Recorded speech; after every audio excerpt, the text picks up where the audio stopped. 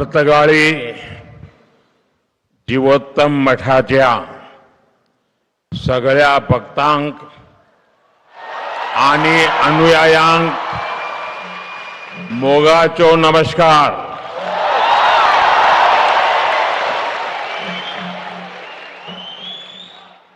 श्री संस्थान गोकर्ण पर्तगाळी जीवोत्तम मठ के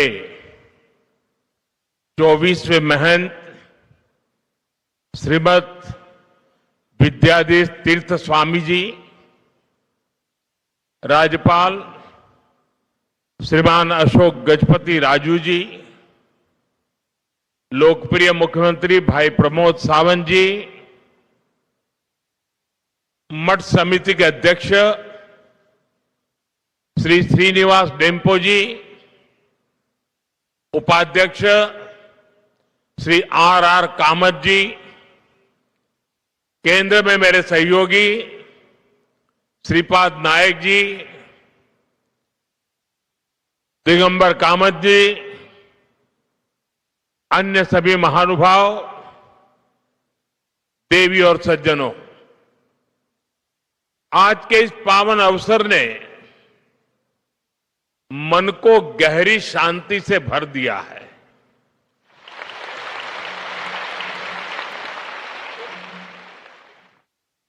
साधु संतों के सानिध्य में बैठना अपने आप में एक आध्यात्मिक अनुभव होता है. यहां उपस्थित श्रद्धालुओं की विशाल संख्या इस मठ की सदियों पुरानी जीवन शक्ति को और बढ़ा रही है. मैं अपने आप को सौभाग्यशाली मानता हूं कि आज इस समारोह में आपके बीच उपस्थित हूं. यहां आने से पहले मुझे राम मंदिर और वीर विठ्ठल मंदिर के दर्शन का सौभाग्य मिला. उस शांति, उस वातावरण ने इस समारोह की आध्यात्मिकता को और गहरा कर दिया. साथियों, श्री संस्थान गोकर्ण पर्तगाळी जीवोत्तम मठ अपनी स्थापना की 550वीं वर्षगांठ मना रहा है. ये बहुत ऐतिहासिक अवसर है.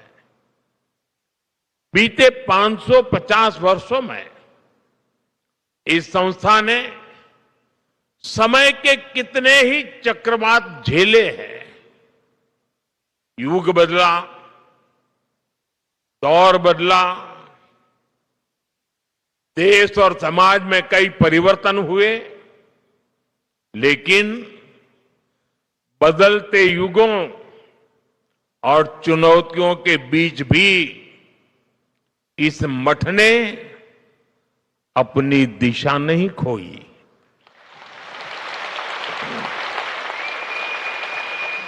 बल्कि ये मठ लोगों को दिशा देने वाला केंद्र बनकर के उभरा, और यही इसकी सबसे बड़ी पहचान है. यह इतिहास में जड़ होकर भी समय के साथ चलता रहा. इस मठ की स्थापना जिस भावना से हुई थी, वो भावना आज भी उतनी ही जीवंत दिखाई देती है. ये भावना साधना को सेवा से जोड़ती है,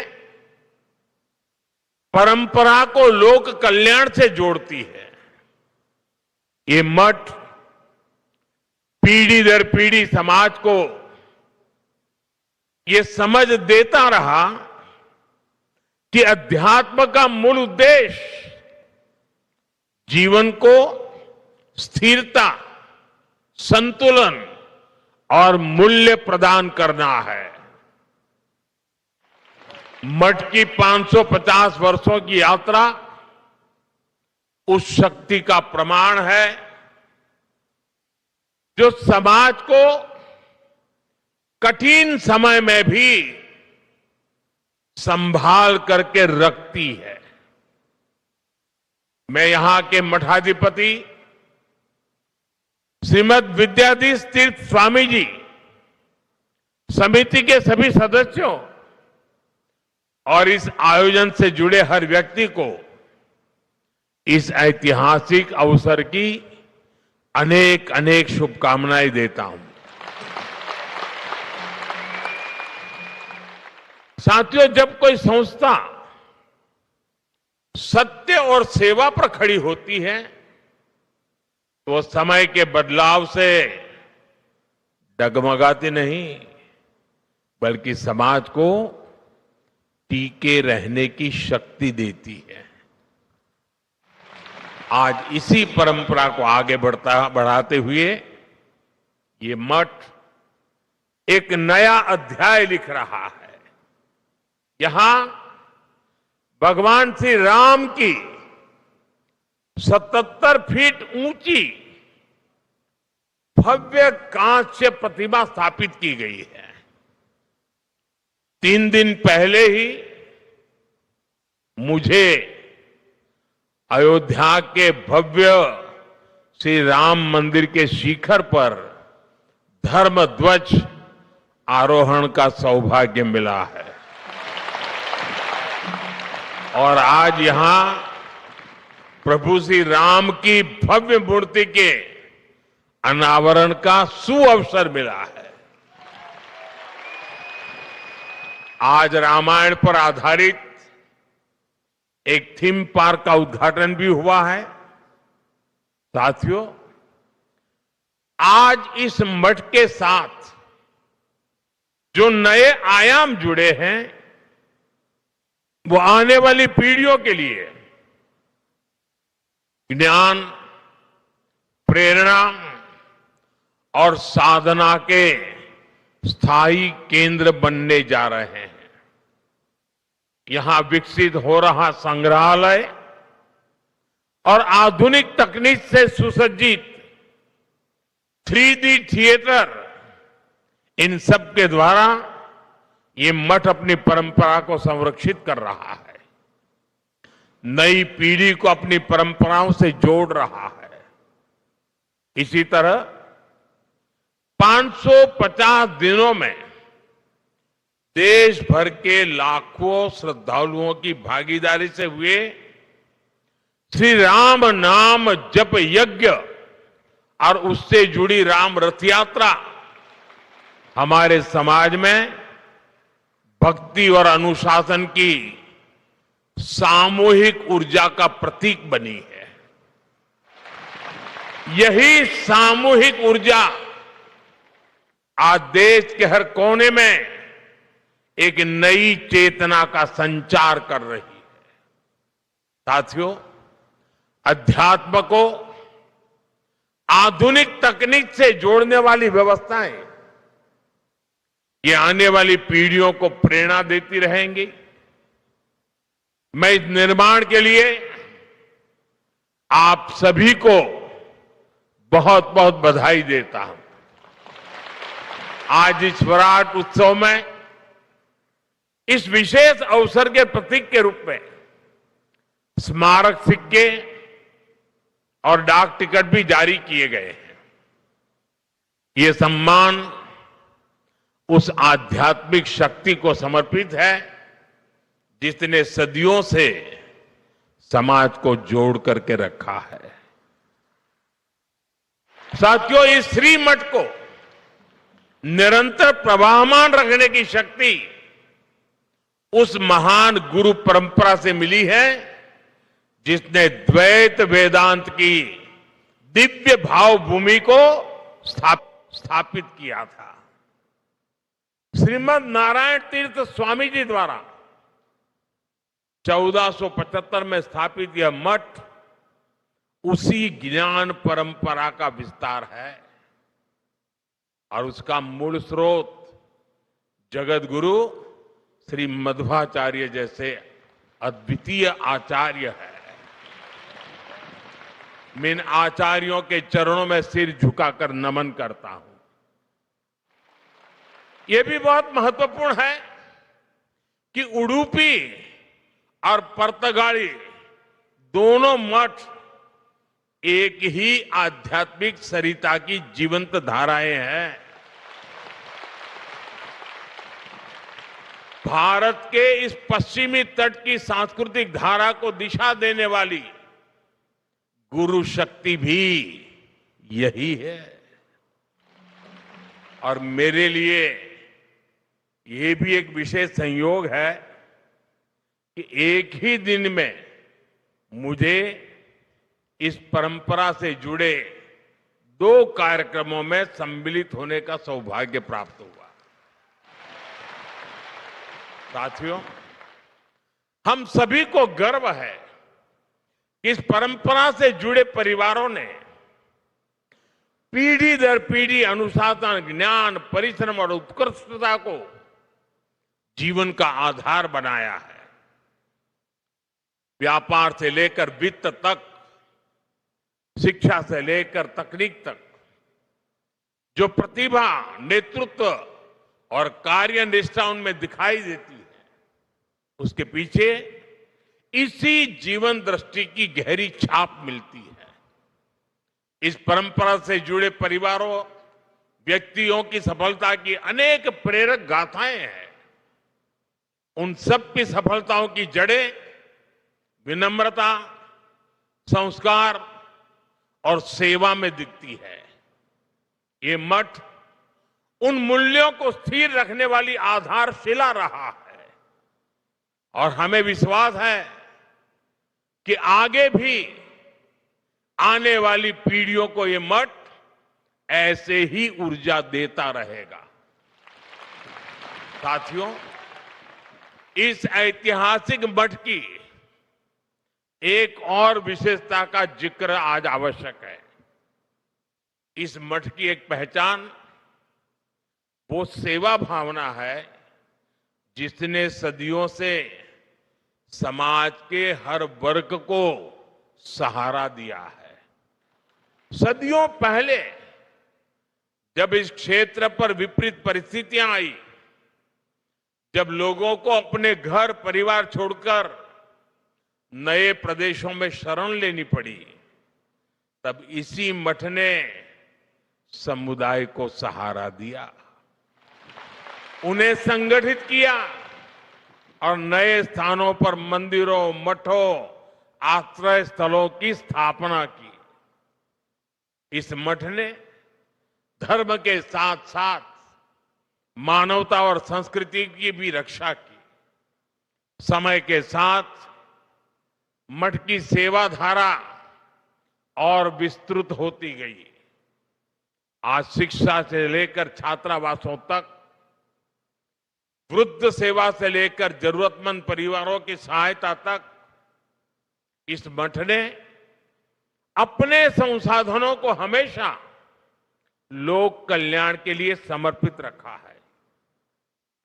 अलग अलग राज्यों में बने छात्रावास हो, आधुनिक विद्यालय हो या कठिन समय में लोगों को राहत देने वाले सेवा कार्य, हर पहल इस बात का प्रमाण है कि अध्यात्म और सेवा जब साथ चलते हैं तो समाज को स्थिरता भी मिलती है और आगे बढ़ने की प्रेरणा भी मिलती है।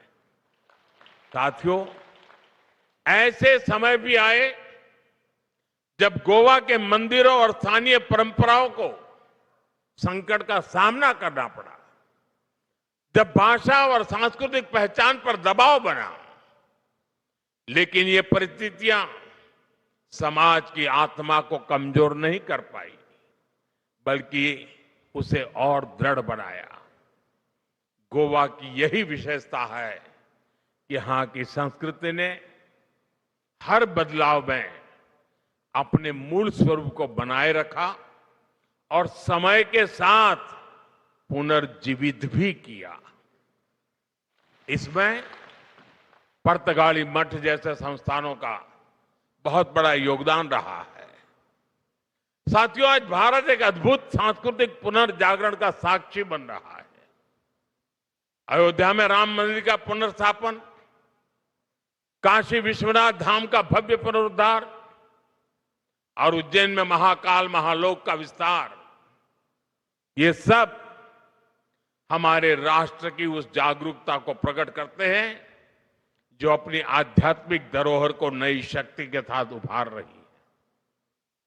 रामायण सर्किट, कृष्ण सर्किट, गया जी के विकास कार्य और कुंभ मेले का अभूतपूर्व प्रबंधन, ये सभी उदाहरण बताते हैं कि आज का भारत अपनी सांस्कृतिक पहचान को नए संकल्प और नए आत्मविश्वास के साथ आगे बढ़ा रहा है। ये जागृति भविष्य की पीढ़ियों को अपनी जड़ों से जुड़े रहने की प्रेरणा देती है। साथियों, गोवा की इस पवित्र भूमि का अपना एक विशिष्ट आध्यात्मिक स्वरूप भी है। यहां सदियों से भक्ति, संत परंपरा और सांस्कृतिक साधना का सतत प्रवाह बहता रहा है। ये धरती प्राकृतिक सौंदर्य के साथ साथ दक्षिण काशी की पहचान भी संजोए हुए है। पर्तगाली मठ ने इस पहचान को और गहराई दी है। इस मठ का संबंध कोंकण और गोवा तक सीमित नहीं है। इसकी परंपरा देश के विभिन्न हिस्सों और काशी की पवित्र भूमि से भी जुड़ी हुई है। काशी का सांसद होने के नाते मेरे लिए और भी गर्व की बात है।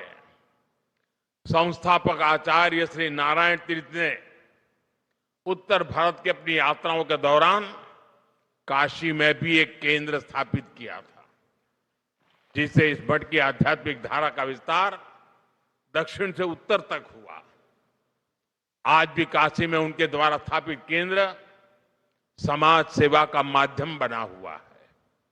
साथियों, आज जब इस पवित्र मठ के 550 वर्ष पूरे हो रहे हैं, तब हम इतिहास का उत्सव मनाने के साथ ही भविष्य की दिशा भी तय कर रहे हैं। विकसित भारत का रास्ता एकता से होकर जाता है। जब समाज जुड़ता है, जब हर क्षेत्र, हर वर्ग एक साथ खड़ा होता है, तभी राष्ट्र बड़ी छलांग लगाता है।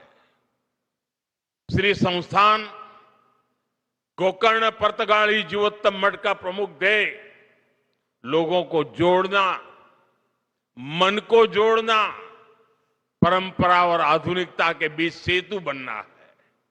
इसलिए विकसित भारत की यात्रा में यह मठ एक प्रमुख प्रेरणा केंद्र की भूमिका में भी है।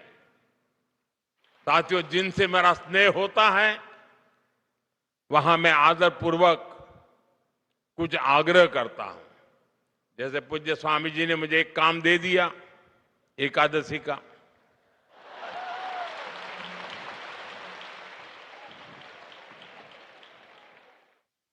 वो तो संत है तो एक में मान जाते हैं, लेकिन मैं एक में मानने वालों में से नहीं हूं। और इसलिए आज आपके बीच आया हूं तो मेरे मन में सहज ही कुछ बातें आ रही है, जिन्हें मैं आपसे साझा करना चाहता हूं। मैं आपसे 9 आग्रह करना चाहता हूं, जिसे आपके संस्थान के माध्यम से जन जन तक पहुंचाया जा सकता है। ये आग्रह 9 संकल्प की तरह हैं। विकसित भारत का सपना तभी पूरा होगा जब हम पर्यावरण की रक्षा को अपना धर्म माने। धरती हमारी माता है और मठों की शिक्षा हमें प्रकृति का सम्मान करना सिखाती है। इसलिए हमारा पहला संकल्प होना चाहिए कि हमें जल संरक्षण करना है, पानी बचाना है, नदियों को बचाना है। हमारा दूसरा संकल्प होना चाहिए कि हम पेड़ लगाएंगे। देश भर में एक पेड़ मां के नाम अभियान को गति मिल रही है। इस अभियान के साथ अगर इस संस्थान का सामर्थ्य जुड़ जाएगा तो इसका प्रभाव और व्यापक होगा। हमारा तीसरा संकल्प होना चाहिए स्वच्छता का मिशन। आज जब मैं मंदिर परिषद में गया तो वहां की व्यवस्था, वहां का आर्किटेक्चर, वहां की स्वच्छता मेरे मन को बड़ी प्रभावित कर गई। मैंने स्वामी जी को कहा भी, कितना शानदार तरीके से इतना संभाला है। हमारी हर गली, मोहल्ला, शहर स्वच्छ होना चाहिए। चौथे संकल्प के रूप में हमें स्वदेशी को अपनाना होगा। आज भारत आत्मनिर्भर भारत और स्वदेशी के मंत्र पर आगे बढ़ रहा है। आज देश कह रहा है vocal for local, vocal for vocal for vocal for. हमें भी इस संकल्प को लेकर आगे बढ़ना है। साथियों, हमारा पांचवा संकल्प होना चाहिए देश दर्शन। हमें देश के अलग अलग हिस्सों को जानने समझने का प्रयास करना चाहिए। छठे संकल्प के रूप में हमें नेचुरल फार्मिंग को अपने जीवन का हिस्सा बनाना चाहिए। हमारा सातवां संकल्प होना चाहिए कि हम हेल्दी लाइफस्टाइल को अपनाएंगे। हम श्री अन्न, मिलेट्स अपनाएंगे और खाने में तेल की 10% मात्रा कम करेंगे। आठवें संकल्प के तौर पर हमें योग और खेल को अपनाना होगा। और नवे संकल्प के रूप में हम किसी ना किसी रूप में गरीब की सहायता करेंगे। अगर एक परिवार भी गोद ले लेना ना हम, देखते ही देखते हिंदुस्तान का रूप रंग बदल जाएगा। साथियों, हमारे मठ इस संकल्प को जन संकल्प बना सकते हैं। इस मठ का 550 साल का अनुभव हमें बताता है, परंपरा अगर जीवित रहे तो समाज आगे बढ़ता है। और परंपरा तभी जीवित रहती है जब वो समय के साथ अपनी जिम्मेदारी बढ़ाती है। इस मठ ने 550 वर्षों में समाज को जो दिया है, अब वही ऊर्जा हमें आने वाले भारत के निर्माण में लगानी है। साथियों, गोवा की इस भूमि का आध्यात्मिक गौरव जितना विशिष्ट है, उतना ही प्रभावी इसका आधुनिक विकास भी है। गोवा देश के उन राज्यों में से है जहां प्रति व्यक्ति आय सबसे ज्यादा है। देश के पर्यटन, फार्मा और सर्विस सेक्टर में इसका महत्वपूर्ण योगदान है। हाल के वर्षों में शिक्षा और स्वास्थ्य में गोवा ने नई उपलब्धियों को हासिल किया है। केंद्र और राज्य सरकारें मिलकर यहां के इंफ्रास्ट्रक्चर को आधुनिक बना रही है। हाईवे, एयरपोर्ट और रेल कनेक्टिविटी के विस्तार से श्रद्धालुओं और पर्यटकों को दोनों के लिए यात्रा और भी सुगम हुई है। विकसित भारत 2047 के हमारे राष्ट्रीय विजन में पर्यटन एक प्रमुख हिस्सा है और गोवा इसका सबसे बड़ा उदाहरण है। साथियों, भारत आज एक निर्णायक दौर से गुजर रहा है। देश की युवा शक्ति, हमारा बढ़ता आत्मविश्वास और सांस्कृतिक जड़ों के प्रति हमारा झुकाव, ये सब मिलकर एक नए भारत का निर्माण कर रहे हैं। विकसित भारत का हमारा संकल्प तभी पूरा होगा जब अध्यात्म, राष्ट्र सेवा और विकास की तीनों धाराएं साथ चले। गोवा की ये भूमि और यहां का ये मठ उसी दिशा में एक महत्वपूर्ण योगदान दे रहे हैं। आज पूज्य स्वामी जी ने मेरे लिए बहुत सारी बातें बताई। बहुत सी चीजों के लिए उन्होंने मुझे क्रेडिट दिया। मैं उनका बहुत आभारी हूं। जो भावना उन्होंने व्यक्त की, लेकिन सच्चाई ये है, ये जो कुछ भी है जिसे आप अच्छा मानते हैं, वो मोदी का नहीं, 140 करोड़ देशवासियों का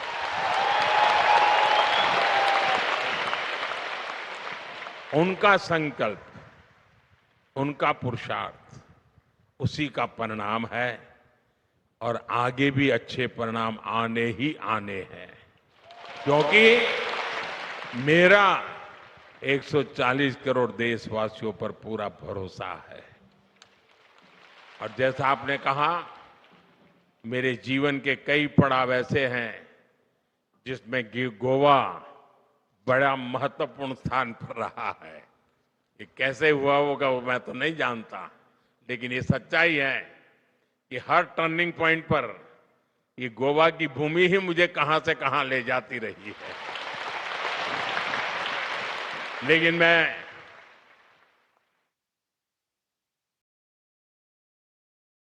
पूज्य संत श्री का बहुत आभारी हूं। उनके आशीर्वाद के लिए मैं एक बार फिर आप सभी को इस पवित्र अवसर पर हृदय से बहुत बहुत शुभकामनाएं देता हूं। बहुत बहुत धन्यवाद।